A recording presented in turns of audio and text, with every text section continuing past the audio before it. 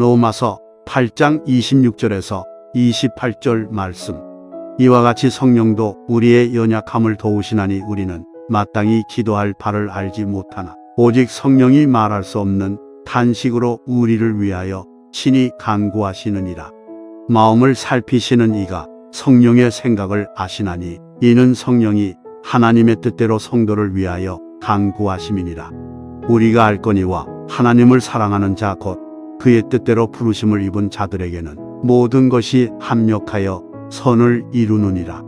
아멘. 오늘 우리는 로마서 8장 26절에서 28절 말씀을 읽었습니다. 그리고 이어서 37절 말씀도 우리가 함께 읽었습니다. 특별히 오늘 우리가 28절 말씀 가운데 보면 하나님 사랑하는 자라고 하는 말씀이 나오지요. 이 말씀에 우리가 주목할 필요가 있습니다. 왜냐하면 하나님은 당신을 사랑하는 자들에게 예비해 놓으신 은혜가 있기 때문입니다. 그래서 오늘 설교 제목을 하나님 사랑하는 자에게 베푸시는 은혜라고 하는 제목을 정해 보았습니다. 사랑하는 우리 소명교회 성도 여러분, 우리는 누가 뭐래도 그리스도인입니다. 그리고 하나님의 거룩한 자녀로 오늘을 살아가고 있는 믿음의 사람입니다. 때문에 우리는 나의 믿음이 비록 연약하고 또 부족해도 기본적으로 소원하는 것이 있습니다. 그게 뭔고 하니 하나님을 사랑하는 마음입니다. 때문에 우리는 본문을 통해서 하나님 사랑하는 자들에게 예비해 놓으신 은혜를 알아보는 것은 매우 신앙생활에 있어서 중요한 일이라고 생각합니다. 그리고 우리가 이 은혜들을 간절한 마음으로 사모하고 간구하면 하나님이 매우 기뻐하시는 일이라고 믿습니다. 그러므로 오늘 본문 중심으로 하나님 사랑하는 자들에게 예배해 놓으신 은혜들을 살펴보려고 합니다. 소망하기는 이 말씀을 듣는 여러분 모두가 하나님 사랑하는 자들로서 이 은혜의 주인공이 되어 오늘을 살아가는 믿음의 사람들이 되실 수 있기를 주의 이름으로 축원합니다. 첫째로 우리의 연약함을 도와주신다고 약속합니다. 하나님 사랑하는 자들에게 약속하시는 말씀이 있습니다. 우리의 연약함을 도와주신다는 거예요. 26절을 한번 보십시오. 이와 같이 성령도 우리의 연약함을 도우시나니 우리는 마땅히 기도할 바를 알지 못하나 오직 성령이 말할 수 없는 탄식으로 우리를 위하여 친히 간구하시느니라 하고 말씀합니다. 그렇습니다. 26절 말씀을 보니 하나님 사랑하는 자들을 가르쳐서 연약하다고 말씀하고 있습니다. 얼마나 연약한가? 오늘 본문에 보니까 마땅히 기도해야 할 것을 기도하지도 못할 정도로 연약하다고 말씀하고 있습니다. 그래서 성령님이 탄식하시면서 대신 하나님의 뜻대로 간구하여 주신다고 말씀합니다. 저는 이 사실을 여러분들이 좀 더 쉽게 이해하실 수 있도록 요한복음 10장에 기록된 선한 목자의 비유를 들어 말씀드리고 싶습니다. 예수님께서 말씀하시지요. 나는 선한 목자다.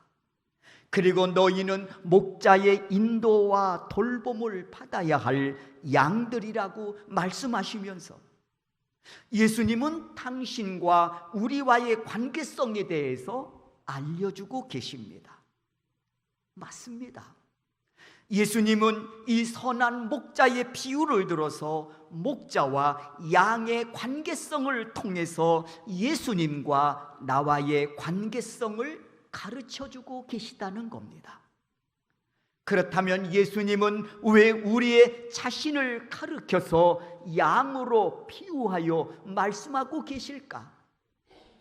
여러 가지 이유가 있겠습니다마는 한 가지만 말씀을 드리자면 이렇습니다.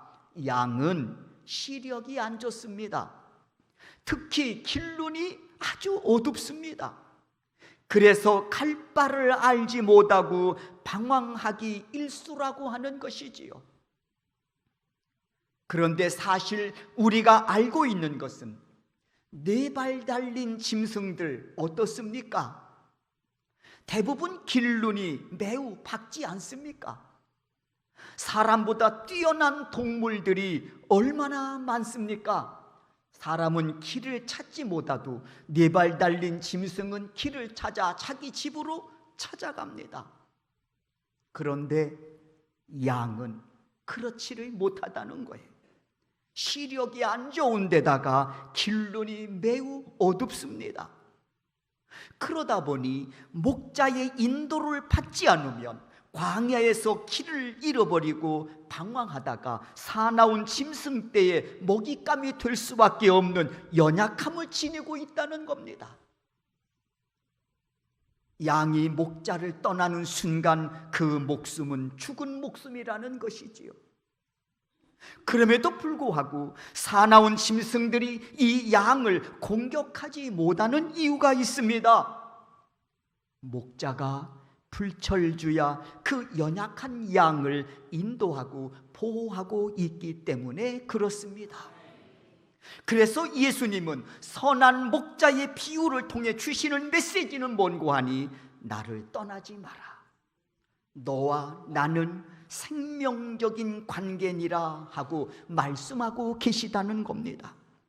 그러므로 오늘 26절에서 말씀하기를 우리가 연약하여 마땅히 기도할 바를 알지 못한다고 하는 말씀은 마치 양이 길눈이 어두워서 갈 바를 알지 못해 방황하듯이 우리 역시 연약하여 내일 일을 알지 못하여 방황할 수밖에 없는 연약한 존재라고 하는 것을 말씀하고 있는 겁니다.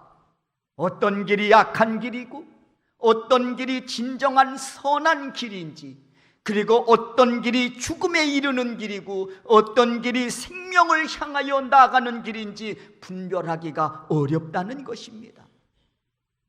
이때 하나님, 당신을 사랑하는 자들에게 베푸시는 은혜가 있는데 그 은혜는 내 연약함을 도우시어 구할 바를 구하게 하시고 또 갈 바를 알게 하심으로써 결코 후회하지 않도록 내 인생을 인도하여 주신다고 하는 사실입니다. 여러분, 왜 다윗이 위대한 인물로 역사의 길이 남게 되었는지 아시나요? 그가 왕이었기 때문입니까? 아닙니다. 왕이라고 다 위대한 인물이 되는 것은 아니라는 것 정도 우리는 알고 있습니다. 그렇다면 그가 흠없고 완벽한 삶을 살았기 때문이었습니까? 그것도 아닙니다. 그도 남 못지않는 많은 흠을 가지고 있었던 사람입니다. 감추고 싶은 과거가 많았던 사람이라는 거예요. 그럼에도 그가 위대한 인물이 될 수 있었던 것은 누구보다도 그는 하나님을 무척이나 사랑하는 사람으로서 하나님이 예비하신 은혜를 동력 삼아 살았기 때문입니다. 그리고 그는 인생 황혼기에 이렇게 고백하지요. 시편 23편을 통해서 이렇게 고백합니다. 여호와는 나의 목자셨고 내게 부족함이 없으신 분이었노라고 말입니다. 주의 종이 소망합니다. 이 은혜가 여러분에게도 함께 하실 수 있기를 주의 이름으로 축원합니다. 내 연약함을 강하게 하시는 그 은혜로 인하여 오늘 이 다윗의 고백이 우리의 고백으로 선포될 수 있도록 하나님께서 여러분의 생애를 책임져 주시고 인도해 주시고 보호해 주실 줄로 믿습니다. 두 번째, 하나님 사랑하는 자들에게 베푸시는 은혜가 있음을 말씀합니다. 모든 것이 합력하여 선을 이루게 하시겠다고 약속하십니다. 28절이지요. 우리 다 같이 한번 28절 이 말씀은 함께 읽겠습니다. 읽습니다. 우리가 알거니와 하나님을 사랑하는 자 곧 그의 뜻대로 부르심을 입은 자들에게는 모든 것이 합력하여 선을 이루느니라. 아멘. 여기서 모든 것이라고 하는 것은 성공할 때나 실패할 때나, 그리고 건강할 때나 건강하지 못할 때나, 그 모든 상황들을 가리키는 말이지요. 그리고 선을 이루신다고 하는 것은 좋게 하신다, 유익하게 하신다, 하나님께 영광이 되게 하신다, 그런 뜻입니다. 여러분, 그러니 한번 생각해 보십시오.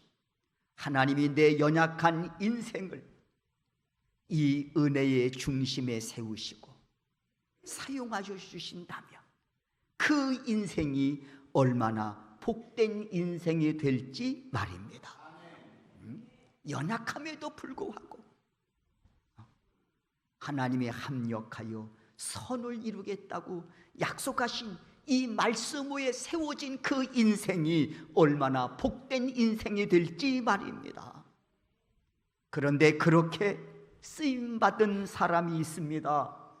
바로 요셉입니다. 요셉은 형제들의 미움을 사서 애굽의 은 20냥에 팔려갑니다. 최초로 형제들의 손에 의해서 인신매매를 당한 사람입니다. 인신매매, 그것도 참으로 기구할진데 형제들의 손에 의해서 팔림을 당했다. 그리고 거기에다가도 애굽에서 누명을 쓰고 죄인이 되어 감옥에 갇히기까지 합니다. 노예에다가 누명을 쓰고 죄인까지 됐습니다. 그렇다고 여러분, 그 요셉의 인생이 망했습니까? 아닙니다. 오히려 그는 감옥에서 술 맡은 고위직 관원장을 만나 그가 꾼 꿈을 해몽해 줌으로써 훗날을 기약하는 그런 은혜를 그가 붙잡게 됩니다. 그리고 요셉은 술 맡은 관원장을 통해서 애굽의 왕 바로 앞으로 나아가 바로가 꾼 꿈을 해몽해 주게 되지요. 그 꿈을 들은 요셉이 이렇게 해몽합니다. 왕이요, 왕이 꾼 꿈은 7년 풍년 뒤에 7년 흉년이 이어진다는 꿈이니 7년 풍년 때에 창고를 지어 곡식을 저장해 두면 7년 흉년을 무사히 지낼 수 있겠습니다 하고 꿈을 해몽해 주니 바로 왕의 마음이 흡족했다고 했습니다. 그리고 이르기를, 어디에서 이렇게 하나님의 영에 감동된 사람을 또 만날 수 있겠느냐 하면서 애굽의 국무총리 자리에 앉혀 나라의 모든 일들을 관장하게 하지요. 그리고 7년 흉년 때에 자신은 물론 가족과 형제들을 그 흉년에서 살려냅니다. 이 대목에서 우리는 생각나는 말씀이 있습니다. 바로 오늘 본문의 말씀입니다. 28절이지요. 다시 한번 우리가 28절 말씀을 읽습니다. 읽겠습니다. 우리가 알거니와 하나님을 사랑하는 자 곧 그의 뜻대로 부르심을 입은 자들에게는 모든 것이 합력하여 협력하여 선을 이루느니라. 믿으시면 크게 아멘 하십시다. 아멘입니다. 그러므로 우리는 이렇게 믿음으로 찬송할 수 있습니다. 나의 갈 길 다가도록 예수 인도하시니, 어려운 일을 당할 때도 족한 은혜 주시네. 나는 심히 고단하고 영혼 매우 가라나 나의 앞에 반석에서 샘물 나게 하시네. 나의 앞에 반석에서 샘물 나게 하시네. 하나님 사랑하는 자들에게 약속하신 말씀입니다. 여러분, 이 은혜가 여러분에게도 함께 하실 수 있기를 주의 이름으로 축원합니다. 세 번째, 오늘 본문을 봅니다. 하나님 사랑하는 자들에게 약속하신 은혜가 있습니다. 이 37절이죠. 넉넉히 이기게 하시겠다고 약속하십니다. 넉넉히 이기게 하시겠다. 여러분, 이 말씀은 이런 뜻 아닙니까? 네가 무슨 일을 만나든 승리자로 세워 내가 영광 받겠다. 아멘입니다. 37절을 보십시오. 그러나 이 모든 일은 믿음의 사람으로서 감당해야 될 고난들을 말하고 있는 겁니다. 그러나 이 모든 일에 우리를 사랑하시는 이로 말미암아 우리가 넉넉히 이기느니라. 우리를 사랑하시는 이로 말미암아 우리의 사랑이 짝사랑이 아님을 알 수 있습니다. 우리가 하나님을 사랑합니다. 그 못지않게 하나님도 우리를 사랑한다고 말씀하고 있습니다. 그래서 37절에 이 모든 일에 우리를 사랑하시는 이로 말미암아 우리가 넉넉히 이기느니라 말씀하고 있습니다. 여러분, 내 연약한 인생, 갈 바를 알지 못해 방황할 수밖에 없는 내 연약한 인생이 무슨 일을 만나든 어떻게 넉넉히 이기는 그런 승리자로 우리가 살아갈 수 있겠습니까? 답은 있습니다. 하나님께서 내 연약함에 당신의 능력을 덧입혀 강하게 하심으로써 우리가 넉넉히 이기게 하시는 은혜로 인도해 주신다는 사실입니다. 이와 같은 사실은 다윗을 통해서도 분명히 드러나지 않습니까? 다윗과 골리앗과의 싸움에서 우리는 다윗이 이겼음을 잘 알고 있습니다. 다윗이 누굽니까? 들에서 양을 치던 평범한 목동이었습니다. 그가 남다른 특별한 슈퍼맨이어서 강력한 힘을 지니고 있었던 것이 아닙니다.